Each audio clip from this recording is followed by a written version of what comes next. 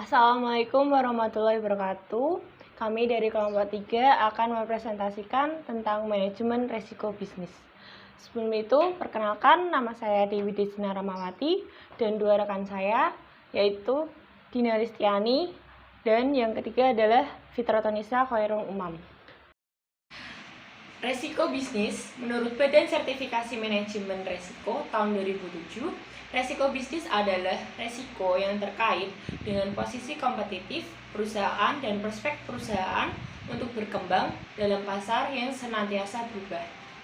Menurut Jahan Putro tahun 2008, resiko bisnis adalah potensi penyimpangan hasil korporasi, nilai perusahaan dan kekayaan pemegang saham, dan hasil keuangan karena perusahaan memasuki suatu bisnis tertentu dengan lingkungan industri yang khas dan menggunakan teknologi tertentu. Kesimpulannya adalah resiko bisnis merupakan resiko yang terkait dengan posisi kompetitif perusahaan dan prospek perusahaan untuk berkembang dalam pasar dan jasa yang ada. Sektor risiko bisnis ada beberapa risiko bisnis pada beberapa sektor usaha non keuangan. Yang pertama adalah bisnis pertanian. Bisnis pertanian itu resiko bisnisnya yaitu yang pertama adalah produk yang dihasilkan mudah busuk atau cepat kadaluarsa. Solusi dan mitigasi resiko bisnisnya yang pertama, menjual produk tepat waktu, jumlah yang dipanen sesuai dengan daya beli konsumen. Yang ketiga, bila produk sulit dijual, maka disarankan untuk diawetkan. Terus yang resiko bisnis kedua, harus punya tempat penyimpanan yang aman dan bersih agar segar. Solusinya adalah yang pertama, memiliki lemari pendingin, menjaga suhu produk. Selanjutnya adalah serangan hama penyakit. Dari bisnis pertanian pasti seringnya serangan hama penyakit. Kalau misalnya di padi, contohnya di padi, tanaman padi itu namanya hama wereng namanya kalau bahasa Jawanya. Nah, solusinya itu adalah menjaga ketersediaan pestisida. Terus yang selanjutnya, resiko bisnis selanjutnya, naik turunnya harga pupuk. Karena harga pupuk tuh harga jualnya tidak tentu ya, kadang naik kadang turun. Terus solusinya adalah melakukan manajemen penghematan pupuk. Sektor usaha yang kedua adalah bisnis perikanan. Resikonya yaitu masuknya bakteri. Solusinya melakukan pengontrolan kondisi produk secara berkala. Resiko bisnis dalam masuknya bakteri ini contohnya dari misalnya tempatnya yang kotor atau pemeliharanya waktu itu ada airnya atau apa yang menyebabkan bakteri kayak gitu. Terus sektor usaha yang ketiga adalah bisnis peternakan. Resiko bisnisnya yang pertama, produk yang dihasilkan rawan penyakit. Solusinya, perusahaan memiliki ketersediaan obat-obatan. Maka tak heran kalau misalnya di bisnis peternakan, contohnya di sapi atau ayam, pasti hewan-hewan yang diternakan mereka pasti setiap hari harus konsumsi obat-obatan atau tambahan vitamin seperti itu. Terus risiko bisnis selanjutnya membutuhkan perawatan intensif. Solusinya yaitu perusahaan memperhitungkan biaya mendatangkan dokter hewan. Dan yang kedua, memasukkan biaya tersebut sebagai biaya tetap. Jadi di sebuah peternakan tuh pasti setiap berapa bulan tuh harus cek dokter hewan. Terus resiko bisnis yang selanjutnya adalah kualitas dan mutu bibit ternak mempengaruhi hasil perkembangan ternak ke depan serta harga jual di pasar. Kalau misalnya ternaknya ada yang cacat atau kurang dari fisiknya, pasti harga jualnya pasti beda seperti itu. Solusinya adalah perusahaan harus memantau dan melihat kualitas dan mutu bibit. Makanya sebelum dijual kan ada pemijahan dulu kan, pemijahan hewan ternak seperti itu. Terus sektor usaha selanjutnya adalah bisnis minyak dan gas. Resiko bisnisnya yang pertama, produk bahan tambang seperti migas bergantung pada kondisi alam. jika gempa akan mengalami kerusakan hebat seperti putusnya pipa. Solusinya adalah perusahaan memantau kondisi pipa secara berkala. Terus selanjutnya adalah perusahaan memakai bahan pipa yang terjamin kualitasnya. Misalnya yang di bahan tambang kan itu pasti di daerah yang pengeboran kan. Nah, itu pasti rawan untuk gempa atau tanah longsor.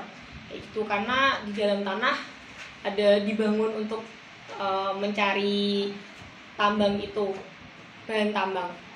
Bukan bahan tambang, apa namanya, minyak gas itu. Terus resiko bisnis selanjutnya adalah harga minyak gas naik turun dan tidak stabil. Solusinya perusahaan harus memiliki cadangan dan lindungi nilai atau hedging dengan tujuan agar kondisi minyak gas yang fluktuasi di pasaran tidak mempengaruhi kinerja perusahaan baik jangka pendek maupun jangka panjang. Resiko bisnis selanjutnya, bila sumur migas lama telah habis, maka perusahaan harus mencari sumur baru. Solusinya, perusahaan perlu membuat perencanaan kerja. Yang kedua, perusahaan mengalokasikan dana khusus untuk bagian riset. Dan selanjutnya, perusahaan mencari perusahaan lain untuk diakuisisi. Sektor usaha selanjutnya adalah bisnis makanan dan minuman. Resiko bisnisnya, yang pertama, produk yang diproduksi kadaluarsa. Yang kedua, produk tergantung hasil alam seperti hasil pertanian. Selanjutnya, perusahaan harus memiliki cadangan yang mencukupi karena usia produk singkat. Selanjutnya, makanan kemasan dipengaruhi kualitas dan desain kemasan. Solusinya, perusahaan melakukan pengawasan ketat terhadap produk dan kemasannya. Jadi sebelum untuk dipasarkan, perusahaan minuman dan makanan itu sebaiknya harus pengecekan dalam quality controlnya. Jadi sebelum dipasarkan harus di bagian finishing dulu untuk dilihat apakah kemasannya ada yang robek atau kurang bagus seperti itu. Terus selanjutnya adalah perusahaan memiliki gudang dengan jumlah tertentu untuk stok. Sektor usaha selanjutnya adalah bisnis pabrik rokok. Risiko bisnisnya, yang pertama, keluarnya regulasi yang tidak memperbolehkan merokok di tempat tertentu. Yang kedua, adanya kampanye kesehatan tentang bahaya merokok. Lalu keluarnya fatwa MUI tentang haramnya merokok. Solusinya, perusahaan rokok menjalin kerjasama dengan berbagai pihak dengan kebijakan win-win solution. Yang kedua, mencantumkan label tentang bahaya merokok untuk kesehatan, terutama bagi ibu hamil di kemasan rokok. Selanjutnya, menyisihkan keuntungan untuk kepentingan masyarakat. Kita ambil contohnya seperti Jarum. Nah, dia kan juga pabrik rokok yang memberikan beasiswa kepada murid-murid yang berprestasi seperti bidang akademik. Ada yang namanya Jarum, lupa itu. Terus juga dia juga untuk sponsor juga seperti itu. Terus selanjutnya adalah bisnis properti. Resikonya adalah harga material yang naik turun. Solusinya adalah perusahaan memiliki stok bahan bangunan di gudang untuk mengantisipasi lonjakan harga. Yang kedua, perusahaan memiliki cadangan finansial. Terus timbulnya PHK pembelian perumahan. Solusinya, perusahaan harus selektif dalam mencari pembeli KPR dan memakai sistem buyback. Yang selanjutnya, resiko bisnis selanjutnya, demonstrasi buruh terhadap UMP yang terlalu rendah. Solusinya yaitu perusahaan memberlakukan UMP yang diberlakukan, lalu perusahaan menjalin kerjasama dengan serikat pekerja. Resiko bisnis selanjutnya, kualitas desain mempengaruhi minat konsumen. Solusinya, perusahaan merekrut tenaga desain yang disekolahkan dan disertai kontrak yang jelas dan sanksi jika melanggar disiplin. Untuk selanjutnya, Selanjutnya, penerapan manajemen risiko bisnis itu ada beberapa. Yang pertama, adanya pengawasan aktif dari Dewan Komisaris dan Direksi. Yang kedua, adanya kebijakan dan prosedur manajemen risiko saat penerapan limit risiko itu. Yang ketiga, adanya proses identifikasi, pengukuran, pemantauan, dan pengendalian risiko, serta sistem informasi untuk risiko bisnis. Yang terakhir, adanya sistem pengendalian intern. Terus untuk pengawasan aktif Dewan Komisaris dan Direksi itu ada beberapa. Yang pertama, kewenangan dan tanggung jawab Dewan Direksi dan Komisaris. Jadi Dewan Direksi dan Komisaris memiliki kewenangan dan tanggung jawab menyusun dan menyetujui rencana bisnis dan mengkomunikasikan kepada pejabat dan atau pegawai perusahaan pada setiap jenjang organisasi. Terus ada lagi sumber daya manusia. Perusahaan harus memberikan sanksi secara konsisten kepada pejabat dan pegawai yang terbukti melakukan penyimpangan dan pelanggaran terhadap ketentuan ekstern dan intern serta kode etik intern perusahaan. Terus yang ketiga, organisasi manajemen risiko bisnis. Seluruh unit bisnis dan unit pendukung bertanggung jawab membantu direksi menyusun, merencanakan, dan implementasi rencana bisnis. Yang kedua, kebijakan, prosedur, dan penetapan limit. Terus di sini tuh ada strategi manajemen risiko, ada kebijakan, prosedur, dan limit. Dan untuk strategi manajemen risiko dalam menyusun rencana bisnis itu perusahaan wajib memahami secara yang terkait dalam perusahaan. Lalu untuk limit terkait dengan batasan penyimpangan dari rencana bisnis yang telah ditetapkan. Terus ada lagi kebijakan dan prosedur. Perusahaan harus memiliki kebijakan dan prosedur untuk menyusun dan menyetujui rencana bisnis. Terus ini ada proses identifikasi, pengukuran, pemantauan, dan pengendalian risiko, serta sistem informasi untuk risiko bisnis. Nah, untuk identifikasi risiko bisnis itu perusahaan harus mengidentifikasikan dan harus mengelompokkan deviasi atau penyimpangan secara akibat. Jadi tidak terrealisasi atau tidak efektifnya perencanaan bisnis itu yang ditetapkan, terutama yang berdampak signifikasi itu terhadap permodalan perusahaan itu sendiri. Terus ada lagi pengukuran risiko bisnis. Rasio yang telah dipakai untuk mengukur risiko bisnis adalah degree of operating leverage. Jadi rasio itu adalah perubahan laba operasi dengan perubahan penjualan.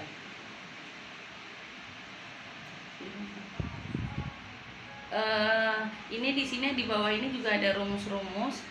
Nah, untuk rumusnya itu di sini ada EBIT dikurangi laba operasi sesudah perubahan. Terus ada lagi dikurangi EBIT atau laba operasi sebelum perubahan. Terus dibagi penjualan sesudah perubahan dikurangi penjualan sebelum perubahan. Jadi begitu. Terus lanjutannya itu DOL tinggi versus DOL rendah. DOL tinggi maupun DOL rendah semuanya tergantung pada jenis perusahaan itu sendiri. Jadi tidak menjadi patokan gitu. Terus ada lagi faktor yang mempengaruhi DOL. Terhadap dua faktor yang mempengaruhi tinggi rendahnya DOL, yaitu tingkat kompetisi dalam industri atau struktur biaya. Dan struktur biaya maksudnya, dan intinya tuh ada dua itu. Terus ini ada satu contoh soal. Nah, PT Rania membuat proyeksi tahunan pada tahun 2017 untuk anggaran penjualan dan laba operasional. Bila asumsi terpenuhi, maka perusahaan akan mencapai penjualan 200 miliar dan laba operasi 20 miliar. Namun, terjadi perubahan regulasi dan pemerintah sehingga beberapa pesaing muncul. Dengan perubahan tersebut, diperkirakan penjualan naik menjadi 220 miliar dan laba operasi perusahaan akan naik menjadi 25 miliar. Hitunglah besar DOL-nya. Itu adalah sebuah pertanyaannya. Dan di sini untuk perhitungannya ada di sebelahnya, bisa kita lihat. Nah, itu rumusnya masih sama kayak yang tadi. Jadi DOL sama dengan 20 miliar dikurangi 20 miliar terus dibagi 20 miliar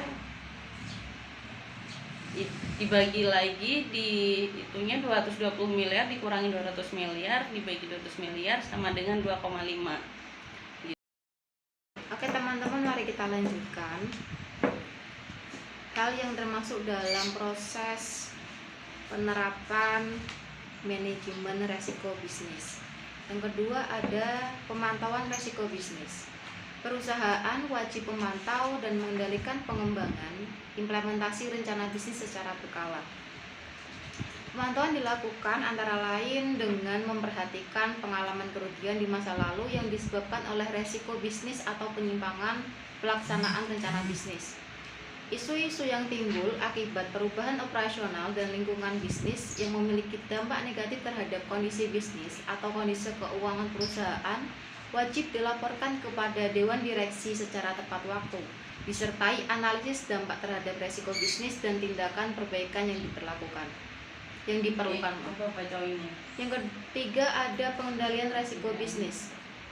Perusahaan harus memiliki sistem dan pengendalian untuk memantau kinerja.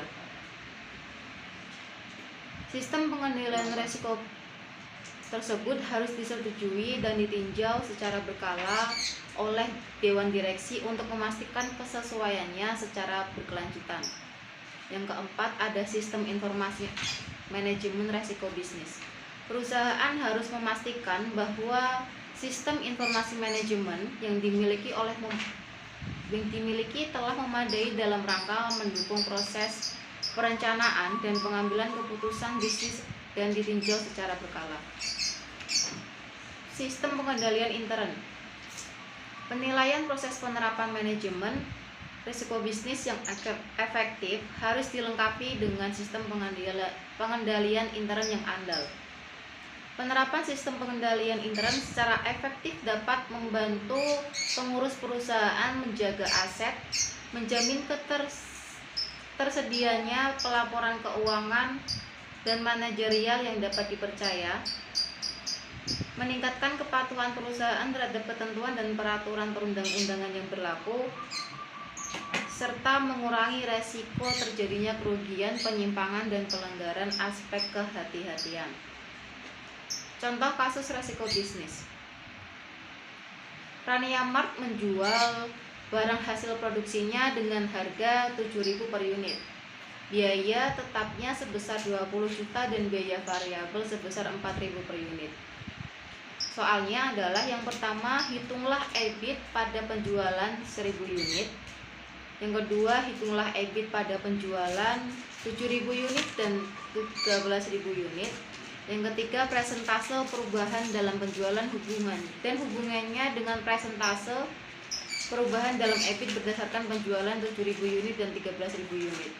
Yang keempat, degree of operating leverage untuk masing-masing alternatif kasus pada level penjualan 10.000 unit. Yang A, biaya tetap dengan ketentuan biaya tetap Rp0 dan biaya variabel 4.000 per unit. Yang B, biaya tetap 30 juta dan biaya variabel 4.000 per unit. Soal yang kelima, kesimpulan apa yang dapat diambil dari hal yang dihasilkan?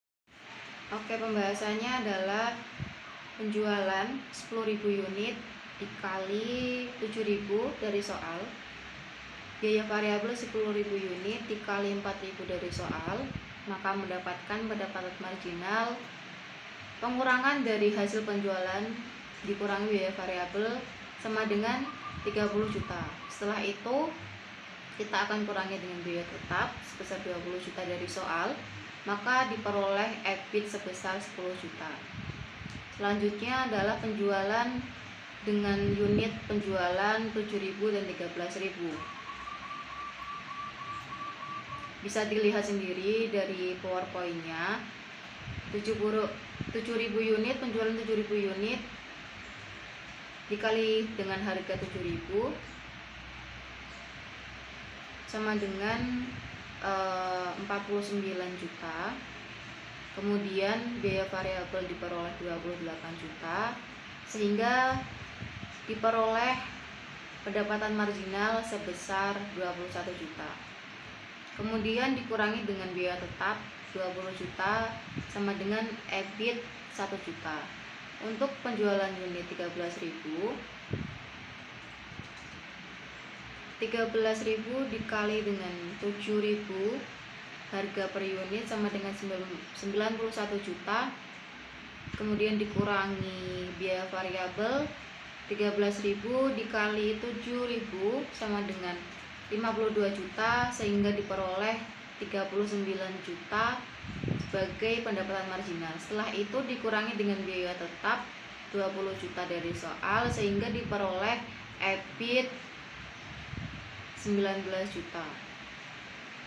Soal yang ketiga, persentase perubahan dalam penjualan hubungannya dengan persentase perubahan dalam EBIT berdasarkan penjualan 7.000 unit dan 13.000 unit. Degree of leverage sama dengan persentase perubahan EBIT dibagi persentase perubahan penjualan, sama dengan 1,8% dibagi 85,71% sama dengan 21. Soal yang keempat, degree of leverage untuk masing-masing alternatif kasus pada level penjualan 10.000 unit. Dengan ketentuan biaya tetap Rp0 dan biaya variabel 4.000 unit. Bisa dilihat sendiri. Penjualan dikali dengan 70.000, 10.000 kali 7.000 sama dengan 70.000. Biaya variabel 10.000 dikali 4.000 sama dengan 40 juta. Maka diperoleh pendapatan marginal sebesar 30 juta. Dengan ketentuan lagi, biaya tetap pada produk tersebut adalah Rp0, maka 30 juta dikurangi Rp0 sama dengan 30 juta. Yang B, penjualan 70.000, biaya variabel 40, yang B, penjualan 70 juta, biaya variabel 40 juta sama dengan 30 juta pendapatan marginal, maka dikurangi dengan ketentuan biaya tetap 30 juta, maka diperoleh EBIT sebesar Rp0. Dari beberapa soal tersebut, maka diperoleh kesimpulan jika terjadi perubahan penjualan sebesar 10%, maka perubahan dalam EBIT menjadi 20%. Hal ini berarti perubahan EBIT sangat sensitif terhadap perubahan penjualan. Sekian presentasi dari kelompok 3, terima kasih.